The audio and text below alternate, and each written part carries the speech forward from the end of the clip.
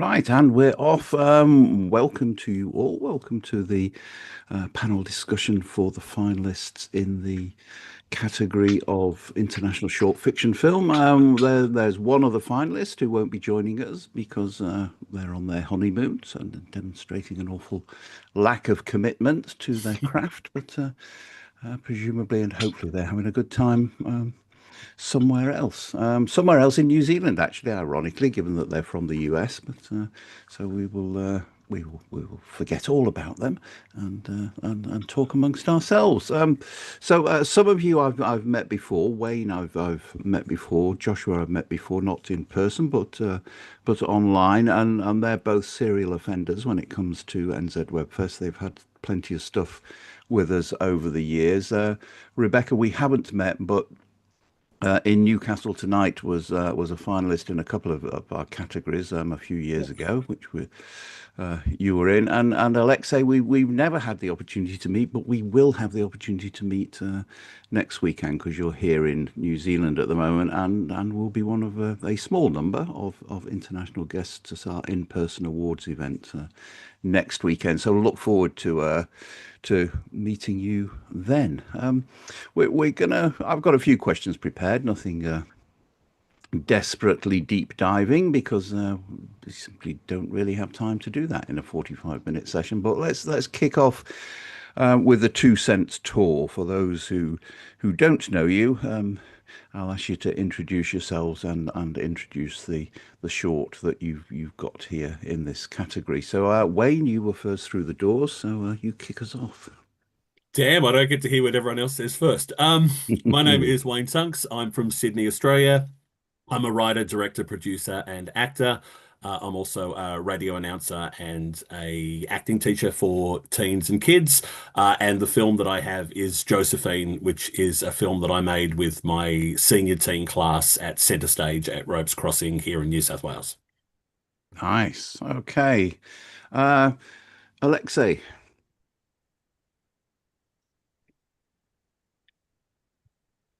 Yes, hello, my name is Alexei. I'm the creator of the film Crunch. And if I will tell about it, I will tell about the production hell. Uh, I'm doing this for about 10 years, and I will be happy to answer any question. Right. Oh, wow. Rebecca, tell us about you and yours. Hi, I'm Rebecca Fortuna. I am an actor, writer. I also produced the film Still Here.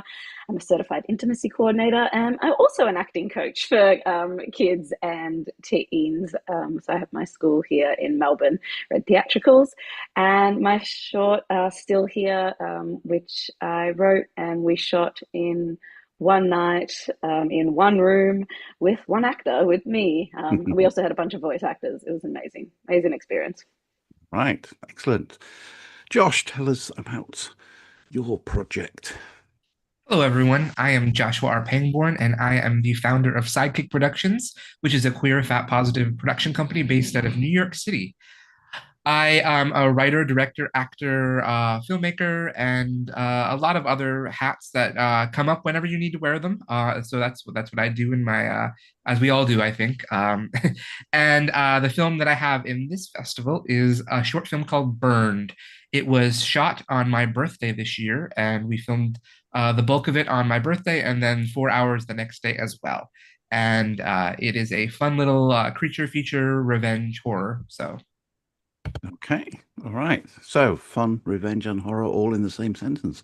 Um, very good. All right. So w- none of you are kind of directors for hire on these productions, so they are, to some extent they're passion productions, and presumably, like any sort of film, it's there because you want to tell this story to people. And so, who are the people that you think really should see this? If you could identify sort of the perfect audience for it, who would they be? Rebecca, do you want to kick us off?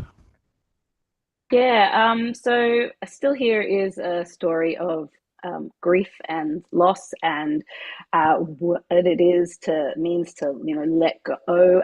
And so I think for people who have experienced grief, I think very much, I think it's a true representation of the messiness of grief, and that there is no end point, which a lot of, people who haven't experienced, extreme loss think, well, you should be over it by now, move on, sort of thing. And so, yeah, the messiness of that, moving on.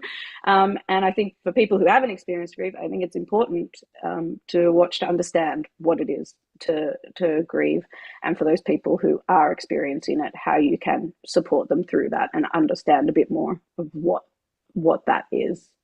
Yeah. Okay. All right, Josh. Well, pretty much like most of the things that we make at Sidekick Productions, we have three audiences that we sort of think should tune into what we do. We have the audiences who look for queer cinema, and we have the audiences who look for horror, and then we have the audiences who look for to see fat representation and fat positivity on screen, because that is a very rare thing to find in most mainstream cinema and also indie cinema. So we don't corner the market on it, but I think we do just by the fact that most people don't do that. So Yeah. but those are our three main audiences right there. Okay. All right. Alexei, who did you make Crunch for? Well, I wish I know. All my life I'm trying to make comedy movies to make people laugh. I think it's really important. Our life already so horrible, so it's better to make people laugh. But all the time I'm making my comedy so strange for so small circle of audience. So I don't really know who. The main idea was to show capitalistic problem, but through the way of comedy. So this is my way to speak about serious things by with not heavy language. All right. Thank you. Wayne. So Josephine is a teen horror film. It's all about a girl who is accidentally killed by her bullies, and then her ghost ends up haunting those bullies and pretty much any bully from the school from then forward. So yes, it's for horror fans, people who love a bit of horror. But at the same time, I think it's a really important message about bullying and for teens as well, and about being yourself and not not joining in on bullies, because at the end of the day, karma is real, and in our film, it's a ghost. All right, excellent. So, obviously, not an awful lot of money behind any of these productions. Wayne and Rebecca are in a country that that do throw some public money at making screen content. Josh and Alexei less so, but if we take the money out of the equation, what was the biggest challenge that you faced on this production?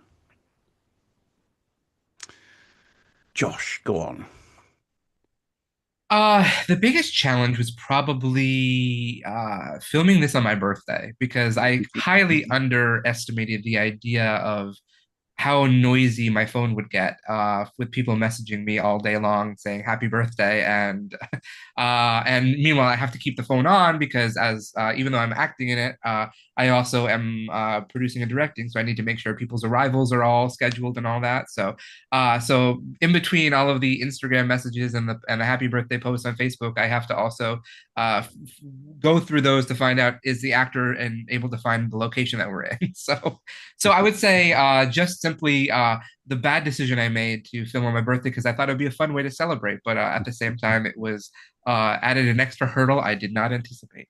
Yes, the mobile phones are a blessing and a curse, aren't they? I'm old enough to have worked on productions back in the day when they first arrived, and they didn't have anything like mute buttons and things like that. So also, always outside the set, there were a few trestle tables with pieces of paper with each with a phone on and a name there, and one of the production assistants had to answer every bloody call and write the message down for whoever it was for, and that went on for a few years before the technology got better, but it's still not perfect once it's just a chip injected into our heads, we'll be fine. It won't be an issue at all.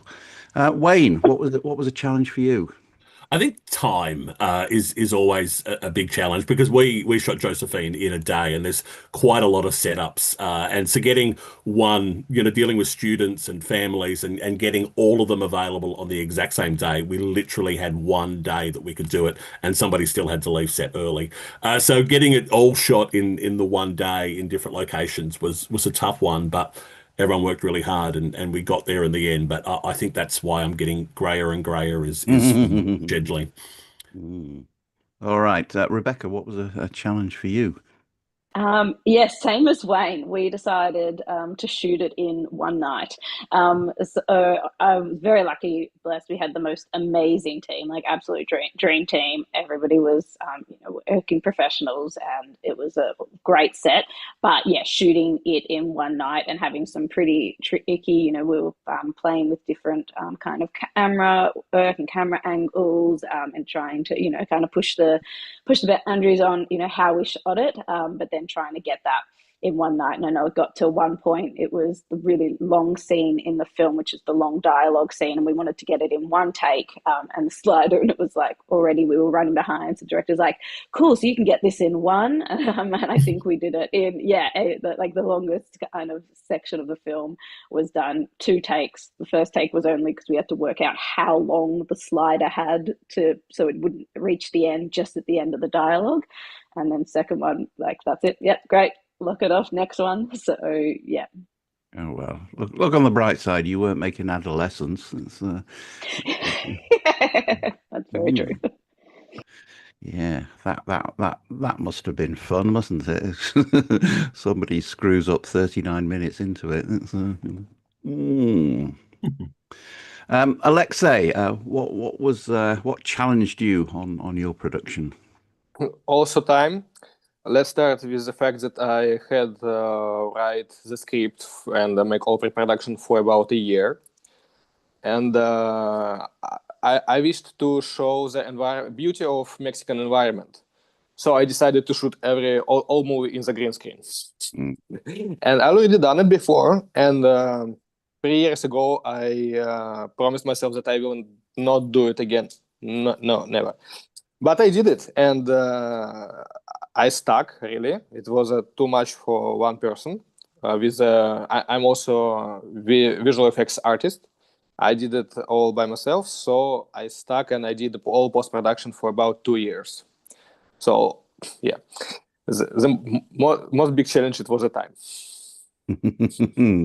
Yes, that's quite the level of commitment, really, isn't it, to keep it going for that long. One of the things that I asked some of the other panels is about that sort of ability to stick with an idea for so long. So let's go there next, because nobody really has just one idea and then that's it. That's what they do, and that's what they do full time, and they pursue it through to its conclusion, and then they move on to the next one. It's always, it sort of arrives, it molds, it competes with other ideas. It sort of, somehow it manages to get ahead of them, and somehow it manages to stay ahead of them, so that you see it through and bring it from a sort of irritating little thing that pops up in your head to a finished piece of work that gets out into the world and gets seen by other people. So what was it about this particular one that kept it going for you for that length of time? What was it about the idea that made you stick with it? Alexei, you keep going. Yeah, it's a really good question. I don't think I can answer it. But maybe just a hope, because after 1.5 years of post production, I look at my movie and I saw that it was completely terrible and unwatchable. So I decided to cut away a half of a movie, a half of effects which already were done, shoot more scenes and make it shorter and more simple. And now it's more or less workable. But yeah, so I don't know what make me keep doing it. In terms of doing all the post on it and that, given that you are on it for quite a long period of time, and things have changed in that sphere quite a lot over the last couple of years with the arrival of a lot of AI tools and the growth of those. Did you employ any of those sorts of tools, or did you sort of stick with the process that you had in place when you started? No, I evolved. Actually, I improved myself in 3D, and I make more of the scene, some shots in 3D. And yes, AI tools were really helpful because if you hear the music, all the music was written by Suno, by AI, and it will be completely it will be really expensive and for a long time to wait to get this music by classical way by the musical artist. But for such movie, the AI tools was perfect. So it's something that it was a positive experience and you use it again?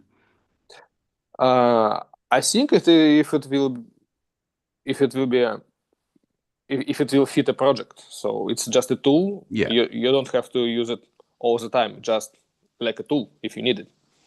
All right. Rebecca. Yeah, for me, the script came about very quickly. I kind of, with me writing it, that the story kind of comes to me, and then it's kind of like automatic writing just comes out. So the script I had written and was kind of sitting there.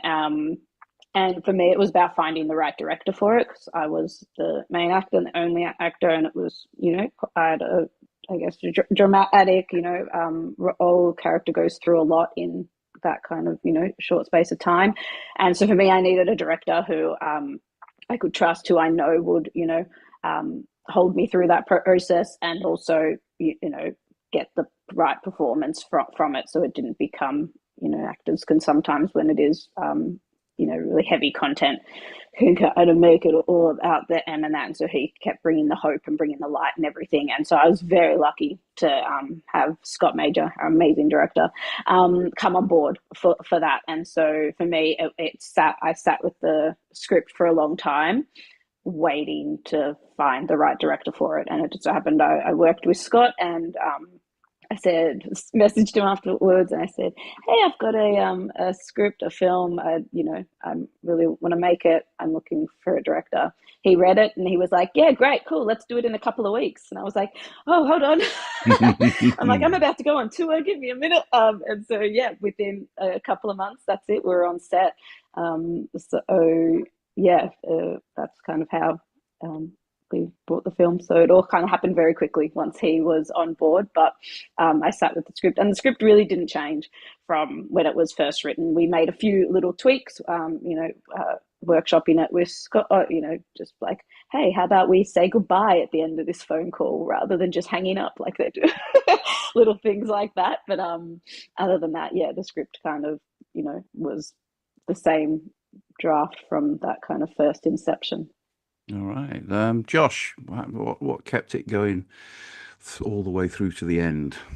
Um, the very short timeline I gave myself. I had just finished filming my feature film in February and March, and so I was like, well, I'm in post production on that right now, and I need something to distract me because I can never just sit with one project at any time because I'll go a little batty.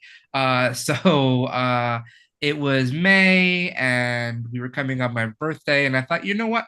Let's just do a short film because that'll give me something to distract myself with the frustrations I have sometimes with post production on a feature. So I came up with a script in May. I planned it all out, and then June was when we filmed it, and then I wanted to finish it in time for festival submissions because late June is a lot of deadlines for a lot of festivals. So I said, well, let's get through that quickly, and then I did. What I didn't expect though, and now I'm going to be living with this film a lot longer because this film is now the concept for my next feature that I have already written and will be filming probably in 2027. So, so I'm glad I like the idea because I'm going to be living with it for a very long time now. Wayne, what kept you moving forward with it? This is a little bit different for me because it's a student film. I had the idea for probably about a year, but we get to the beginning of week one of the term, and I have to see how many students I've got, and then I had to write the film according to how many actors I had, and then they in theory, we're going to audition for roles, but pretty much, decided which roles that they wanted to have, and then we shot it that way. So it was basically the idea, but then me writing around the number of students that I had, and then getting it shot as part of their class and their term project, and shooting it like literally my web series River Tap that I shot on the alternate weekends. And then the weekend in between, I shot this, which again, in theory, was a great thing, but I was very tired afterwards.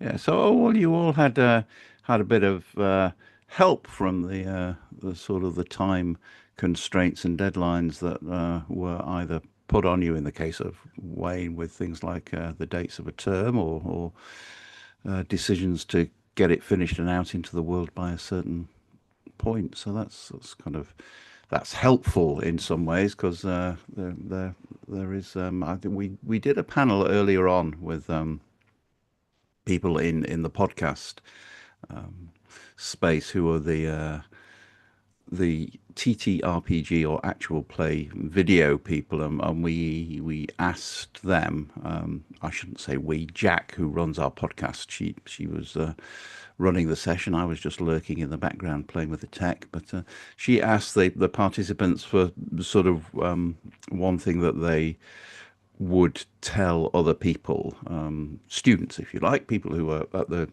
very early stage of that journey, one piece of advice that they would share. And one of the people on the panel, Connie Chang, who kind of tends to know what she's talking about, and she certainly picked up all the awards in that category from us last year, so she's no slouch. And she said, "Done is better than perfect," and that was kind of seemed to strike a chord with some of the other people, particularly those who are on the earlier part of their journeys, as to you can spend an awful lot of time not finishing something, and sometimes finishing it is the smarter thing to do.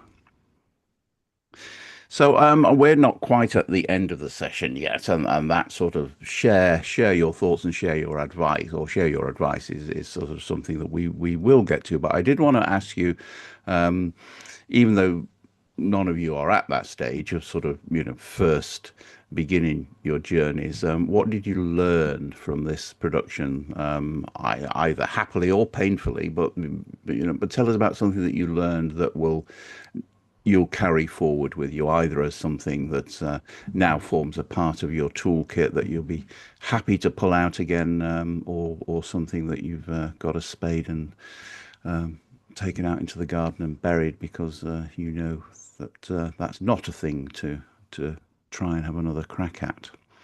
Wayne, do you want to start us there? One, don't schedule shoots too close together would be my first thing that I would definitely say. But for me, it's interesting because this was the point of view as I was not just a teacher, but I was also the director. So I was meeting the two worlds. But it really went to show me just how capable that young people are, and young performers who, have watched it and always wanted to do it. And I had some people who'd been with me for a very long time, or people who have gone off and shot things professionally. And then I had new students who were just there, and it was their first time on camera, and they were incredibly nervous. And it was just wonderful to see them as well. And I think sometimes when you get to a certain age, might get a bit jaded, or you might forget the magic of being on sets, or the magic of cinema. And so that's one of the one of the things I love about teaching is that I get to experience that all over again when I see the magic, and somebody who doesn't think they can do it actually just go out there and knock out a scene and do incredibly well, or ask if they can have another take because they just think they can do better, and that's really inspiring for me. All right, Alexei. I learned to not use green screen anymore. Yeah, I Is think that the most important what I learned for myself that I need to calculate better the what I have to do and what I can to do, and if it's two subjects how much.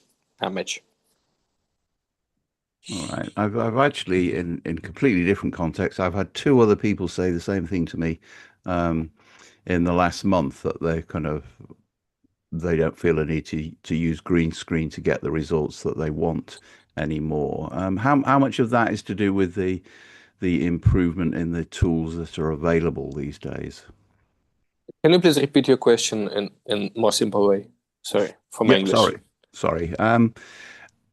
How much of moving on from green screen is because there are better tools? Yeah, sorry, I still didn't understand it. Okay. All right. Let's skip. I'm kind of I might find a better way to formulate that question and come back to you. But Joshua, do you want to pick up on the question? Sure.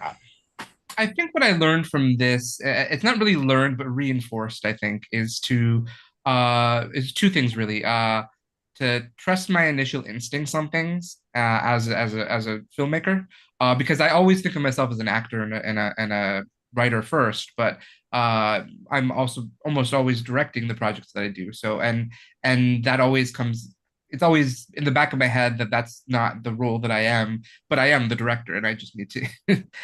So in this particular film, I think it was trusting my instincts. It reinforced that I needed to do that more, and also the value of having a team of people that you can rely on and who have the same vision and goal for telling stories the way that I do. It's just important to surround yourself with those people, I think. Okay. All right, Rebecca. Yeah, I think mine bounces off that. Surround yourself with good people and just trust your team. Trust that everybody, knows their role and what there is. And so, for me, I mean, I guess as a producer, I wrote it. I was in it very much my baby, but trusting that these people are going to enhance it with their genius and their skill set, and so yeah, just having a really supportive and collaborative team. And I guess as an actor, the same previously, is having a director that you trust will bring out the best performance in you, and yeah, just trust your team. Collaborate with great people. Yes, yes. Always nice when you get the opportunity to do that. So, none of these are people's paying gigs, really. So, what's giving you money at the moment, and what's giving you kind of inspiration to move forward? Joshua, I know you spoke a sort of a bit about moving from this short towards a feature, but is that something that will put money in your pocket, or is there other work that you do that gives you the opportunity to do this? I sure hope it will. But I mean, I'm an independent filmmaker, so I get a little bit of income from a movie that's streaming right now. I've got a little bit of income from a book that I have published, but the primary source of my income is a day job that's relatively outside of this. I work in education administration, so Hmm. but like Wayne and Rebecca, I'm working in education, so and in my school, I created a theater program about a decade and a half ago for the students to learn English through theater. Because I work in an English language school, so that is the primary source of my income. But if anyone wants to go and watch my movie or read my book, that would be more income for me to make other things as well. So support, yay! Oh, I Excellent. should just add, Josh, you should say as well that you are in a big TV series at the moment as well. Oh, yes. I do have an income that's right coming in from an acting job that I have. You can also see me on HBO right now in the Chair Company. by Tim Robinson. So if you have HBO and you want to watch me, I'll be there. So all right, excellent. Wayne. So what teaching is one of my jobs. My main job is I'm a radio announcer for My 88, which is an iHeart station. We play 80s music. I'm the breakfast announcer there, which I absolutely love. Yeah, just like Josh, I've got some books out and keep making short films and web series, and basically I just save money so I can travel to the US to go to a web festival every year. Wow, that's not a low budget undertaking, is it? Not at all. Yeah. But it does give you opportunity to, to meet other people and collaborate with other people, which is there's a podcast doing the rounds at the moment called Moose on a Highway, which at least two of you are involved with. So it's and that has come out of those kind of meetings at Webfest, hasn't it? Of people. That was a drunken night at New Jersey Webfest, the first night last year. We related the story of the year before where Laura and I almost hit a moose on a highway, and we said it should be a podcast. And I think a few people thought it was just a talk that night, but then when we all got home, we decided to actually make the podcast. So that was a whole bunch of creators, and everyone who features in it in cast is somebody who's been involved on the web series circuit. So we had people from all over the world, and it was just incredible to do. And Josh and I really enjoyed doing it. Yeah, it's a lovely thing. I don't get the opportunity to travel very much, but back in 2019, just before we all had to start doing these things online, we had some international guests at the NZ Webfest that year, and amongst those was Herman Wang, who was there with his previous series, the title of which escapes me at the moment, but it was it's some set. Bell-Tudor? Yes, in the Harry Potter verse, and in the bar after the ceremony, he was because that was coming to an end, and he was talking about this idea that he had for a crazy show, which is now shooting season 3 called Illuminagents, and has been doing the rounds of Webfest through its first couple of seasons. So yeah, it is lovely to get to meet people from afar and hear about the stuff that's percolating in their heads before it comes to fruition sometimes. And Herman Wang plays Herman Wang in Moose on a Highway. Yeah. There you go. Alexei, what pays your bills? Well, when I moved to Mexico, I had to start my life over. And right now I'm working like lead VFX artist in one not really big but a really nice studio of post-production. So do you get to work on features or TV or both? Yes, they work on in future movie and series. They working with Netflix, with HBO, but HBO and Netflix Mexican way. Yeah, and this more or less cover my bills. Good. Yeah. Always nice to be able to do that. And it's we do a bit of VFX work down in New Zealand as well. It's one or two small companies down well where you are at the moment, actually in Wellington. Do you get the chance to visit while you're there? I'm planning to go to Veta workshop tomorrow, and I also have planned to show myself, show up in the Veta VFX doors and say, hello, do you need a VFX artist?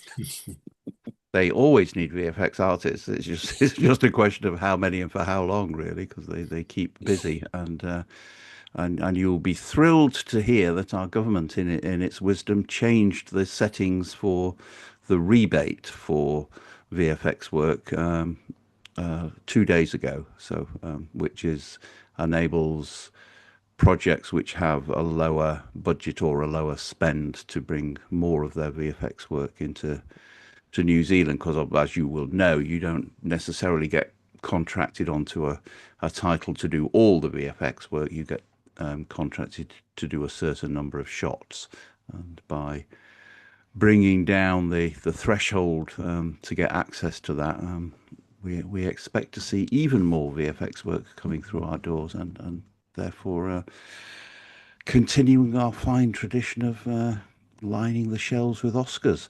It's which Weta has been doing for quite some time now. We're about 5 to 10 minutes out from the end of this, so I would like to give you all the opportunity to say kind of more or less anything you'd like, but hopefully something that you think people who are likely to be watching this would be interested to hear. So whether it's a do or don't, a kind of shout out for other work that you've got around that you think people should go and check out. Feel free to do any of those things. Josh, do you want to start us off there? Don't let money or lack of money hold you back, I think, because at the end of the day, a good idea is what you need to start with and a good script. And then from there, just get some good people, even if they're just your friends, because I think probably most of us started out with just making something with our friends. And from there, we blossomed into what we do now. But I think a lot of it started with just making a fun project with some fun friends and have a good time while you're doing it, because that's the most important thing. I will bring up the title of the aforementioned film that I said you should go watch on Amazon. If you watch The Brooklyn Butcher on Amazon, you can see that now. You can also get my book, Homophobias, on Amazon. And if you really want to see what my next feature film is going to be, you can go to thecontractfilm.com and see the trailer for that movie, because that is my next zany, wacky, fun little horror feature. Yeah, and I've seen some of your socials are starting to promote that as well, so people can also find a way to it through that. So, Wayne. I definitely think, the motto of many a web series festival, don't wait, create. You've just got to go out there and just do it. And also, don't be afraid to go work with other people as well. There's lots of student films out there if you're an actor. There's other times that you can go volunteer on a film set and just see how it's all done. You will never get a phone call saying, "Hey, here's $3 million, go make the film of your dreams." No. That's not going to happen. So just start where you can, keep going and working, and you'll get where you want to go, or you'll decide it's not for you. For me, you can check out my current web series, River Tap That, online. I've got Moose on a Highway, my podcasts, and also Murder is Murder, another podcast, which is out there at the moment. Yeah, I'm just in pre-production to start my next project. So, yeah. All right. Are you allowed to say what that is or not? Oh, well, it depends. I've got 2 American friends coming out. So if they come out, it's going to be a fun mockumentary short film. If not, it's going to be a different project. But hopefully, Laura and Jess will be coming to Australia. Very good. All right. Alexei, what's next for you? I don't feel like I can say something new, so I'll bring the citat of one little bit famous director. So we should do movies which only we can do. All right. Yes, that's pretty good. Rebecca, finish us off. I think finding your people when it comes to creating a project, and if you are starting out, then what the others were saying, help out other people on projects, and then that I'll help you out on yours. For actors, train, get some training behind you, and then start creating. There's no right point to start creating your own work. If you've got an idea, then see where it goes. And as for me, you can find me on my website, I guess, through regafortuna.com to find out, I guess, more about me. I'm working a lot as an intimacy coordinator as well on projects. So doing that in between acting work. I've got going to be working on a series at the start of next year, to the Screen Australia funded thing, which I can't talk about yet, but that's exciting. And I'm also heading to the US. I actually won a theatre educator scholarship.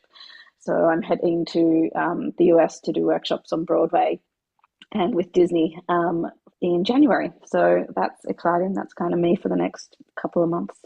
All right, very good. Well, thank you to all of you for your time. As if you're watching this while the festival is still running, which is up till the 17th of November, then you'll find a link in the blurb below the video, which will tell you how to register and see any of these current projects.